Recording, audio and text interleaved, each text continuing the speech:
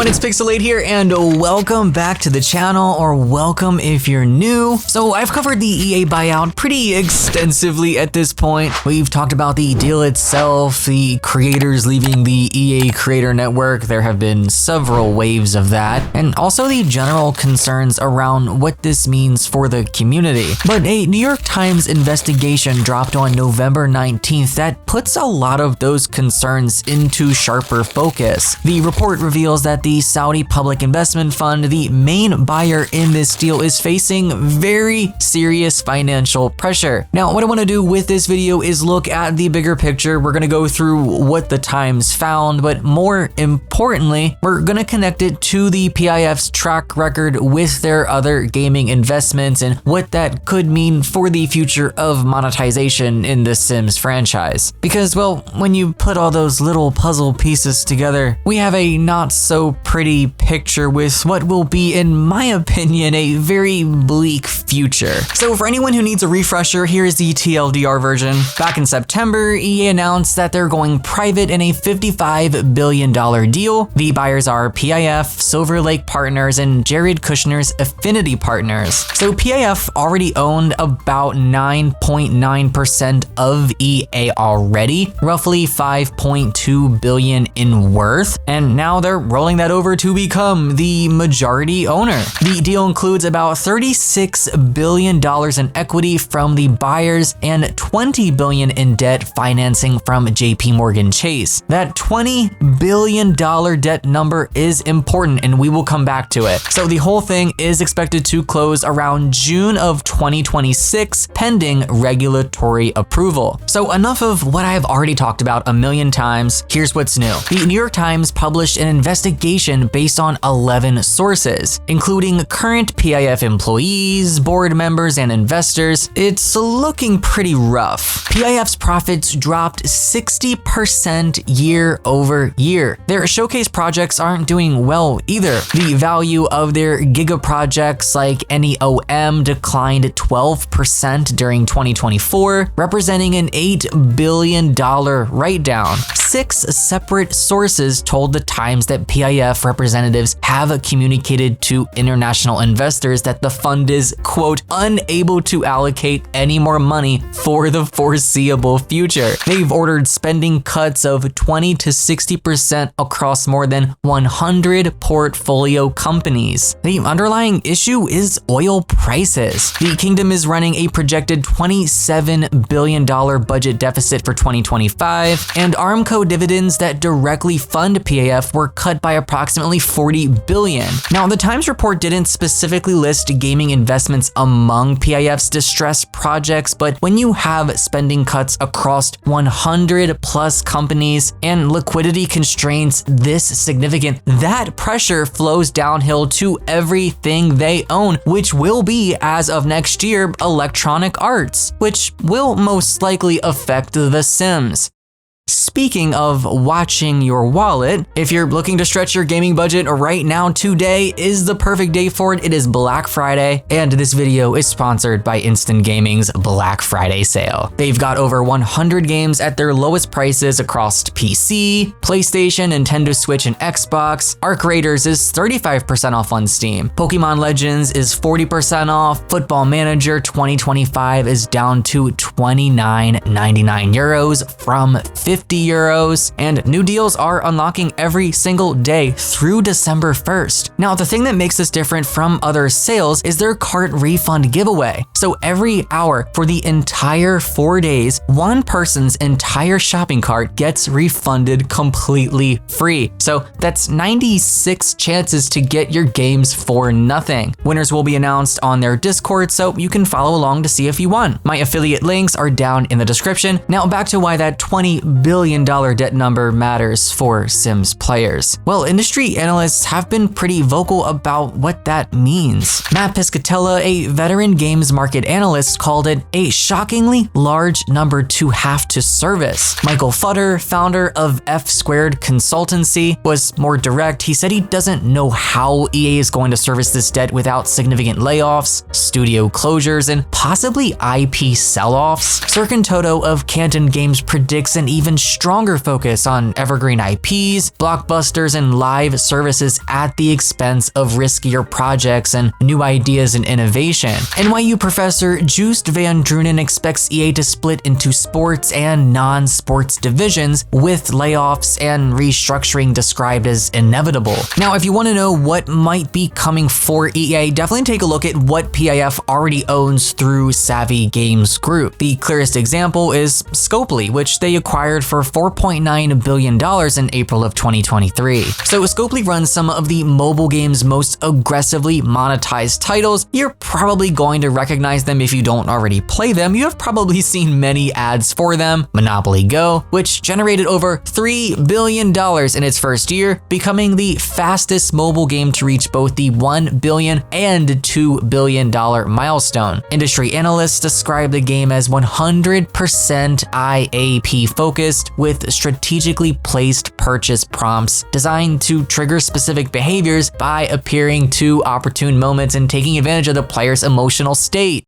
This is stuff that I have talked about before, and it is why I hate mobile games. Predatory, gross, get it off my phone, get it out of my life. FOMO mechanics, energy systems, and frequent purchase prompts. That is not only the Monopoly Go experience, but pretty much the experience of every mobile game in existence, at least ones that are heavily monetized. Now, Marvel Strike Force is another Scopely title, and the player communities there describe it as powerfully pay to win. New top tier characters get unlocked behind paywalls for 6 months or more before becoming accessible, and by then they've power crept by the next round. The game has mandatory 30-second video ads for claiming rewards, banner ads directly on the gameplay map, and a store system reportedly designed to mask how players spend money. Pokemon Go Hub ran an analysis noting that almost all of the top posts in the Marvel Strike Force community over the last year were about players quitting, wild monetization practices, and filled with anger towards Scopely. When Scopely acquired Niantic's games division, including Pokemon Go, fans immediately expressed concerns about aggressive monetization coming to that game too. Then there's SNK, which PIF owns 96% of since April 2022. When the acquisition happened, producer Yasuyuki Oda claimed Saudi investment wouldn't affect them. But 2025's Fatal Fury City of the Wolves included DLC characters that raised a lot of eyebrows. We have Mr. Ronaldo, who plays for Saudi-owned Al Nassr FC, and DJ Salvatore Ganacci, who reportedly performs regularly at Saudi royal events. SNK's mobile strategy has also shifted toward gacha games, with the King of Fighters AFK launching in September 25, featuring what observers describe as aggressive monetization throughout. So, the pattern is consistent here. What happens when the PIF owns a gaming property? Well, take a wild guess. Monetization gets pushed harder. Man, if you thought it was bad with the Sims franchise, you do not know what's coming. We really do have a storm coming.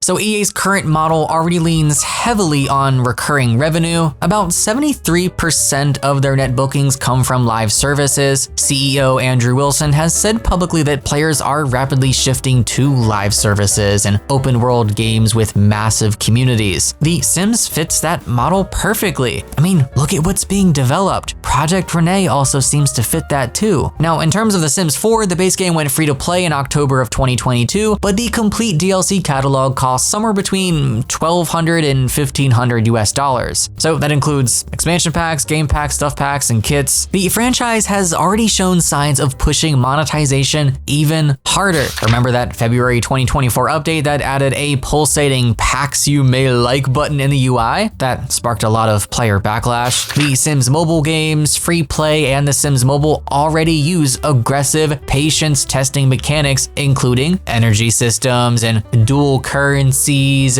frequent purchase prompts. They're doing all the same things that Monopoly Go has. I guess it won't matter much longer for The Sims Mobile since it's shutting down. But I mean, if we know Project Renee is going to be a mobile game as well, it's probably going to have these mechanics, and it's probably going to be 10 times worse than The Sims Mobile ever was. Now, industry analysts analysts specifically predict The Sims will be protected as one of EA's safest franchises, but simultaneously targeted for maximum revenue extraction. David Cole of DFC Intelligence noted the franchise will remain untouched unless a major offer emerges, given its status as EA's fourth most profitable property with over 70 million active players. That is a huge audience to monetize more aggressively. That's why I think that things will get worse for The Sims 4 and the Sims community. Not trying to be doom and gloom, but people really undersell how much money The Sims makes for EA. Yes, the sports titles are bigger, but The Sims, man, it is a cash cow. Michael of Wedbush Security specifically predicted new Sims mobile games leveraging PIF's ownership of Scopely. In his words, those are two of the best mobile game publishers in the business. So expect more Sims content designed around mobile monetization principles, whether that's in mobile spin-offs or how the main games are updated. A lot of people are worried that The Sims 4 is gonna disappear, it's gonna vanish, and I don't think that's the main concern. I feel like it's too valuable for that. Yeah, the state of the game is shit at the moment, but the concern is that every touch point with the franchise becomes an opportunity to push a purchase. I mean, we learned not too long ago that there's this big plan for one big Sims ecosystem where they combine galleries and integrate AI tools and do this, that, and the third. So I'm sure EA's new ownership is going to take all of that into account when trying to nickel and dime us even more than they already have. Now, putting Sims 4 aside, I think Project Renee is where things get more concerning. So this is EA's next major Sims project, and while they've emphasized it will exist alongside The Sims 4 rather than replace it, a job listing tells us a lot about the direction. So EA posted a listing for Head of Monetization and Marketplace for Project Renee. The listing described a free-to-enter model with emphasis on maximizing value to players and also optimizing player spend patterns. It mentioned a nimble live service culture built around continuous content updates and a marketplace for both free and paid content. You know, I think optimizing player spend patterns is a pretty telling phrase. That is the language of mobile game monetization. It is the same philosophy behind Monopoly Go's strategically placed purchase prompts. Now, when you combine that with the PIF's track record through Scopely and the financial pressure that they're now facing, Project Renee looks like it's being designed from the ground up around aggressive monetization. And I know we already knew that, but this just solidifies it here. And when you add the PIF on top of it, Project Renee is going to be one of the worst things, if not the worst thing to ever happen to the Sims franchise. Now, in regards to the free to enter language used here as well, it's carefully not saying free to play. Free to enter suggests you can start playing without paying, but the experience is designed to convert you into a paying player and a paying customer as efficiently as possible. The Sims community has always accepted that the franchise has a lot of paid content, but there's a clear difference between expansion packs you can choose to buy and a live service model designed to optimize how much you spend. If the PIF needs to recoup their $55 billion investment faster than planned because of their financial troubles, Project Renee is positioned to be the vehicle for that. And remember, Michael from Wedbush Security specifically predicted new Sims mobile games leveraging PIF's ownership of Scopely. That's two of the biggest mobile game publishers under the same roof now. The expertise that created Monopoly Go's monetization systems could easily be applied to Project Renee or maybe potentially something new. But the bottom line is the same, it's not looking good. So even before the acquisition closes, EA has been cutting costs aggressively. Approximately 1,900 jobs have been eliminated across 2023 to current year 2025. That includes significant cuts at BioWare after Dragon Age the Veilguard, over 100 positions at Respawn after they canceled multiple games, the complete closure of Cliffhanger Games with the Black Panther game completely canceled. QA operations have been moved to what the industry calls global teams, which typically means outsourcing to lower cost regions. Maybe that's part of the reason why we're seeing the issue with QA getting worse with The Sims 4. Now, GamesRadar reported that EA employees are worried about the buyout. One source said it's going to get worse before it gets better, and that nothing feels great because layoffs usually follow these types of acquisitions. That concern predates the news about PAF's financial troubles though. Now that we know the fund is under pressure, I think those fears are more justified. Now, on the AI front, EA announced a partnership with Stability AI in October 2025 to co-develop generative AI models. CEO Andrew Wilson credited AI with making EA College Football 25 possible, saying that without AI, they couldn't have delivered the game at the level given the need to generate 11,000 player faces. Internal reports suggest EA has about 100 AI projects in development, with employees going through mandatory AI training. Now, for The Sims, AI integration could mean more frequent but potentially lower quality content. Business Insider reported that EA employees find current AI tools produce flawed code and other issues, so the technology may not be ready to replace human developers without quality trade-offs. But if PAF is pushing for faster returns, then cutting development costs through AI becomes more attractive regardless of the quality implications that could bring. So, there are a lot of concerns for the Sims franchise and what's going to happen with the Sims 4 and what the picture is looking like for Project Renee. And based off of everything in this video, the picture that's being painted is not very good. The combination of PAF's documented financial strain and EA's $20 billion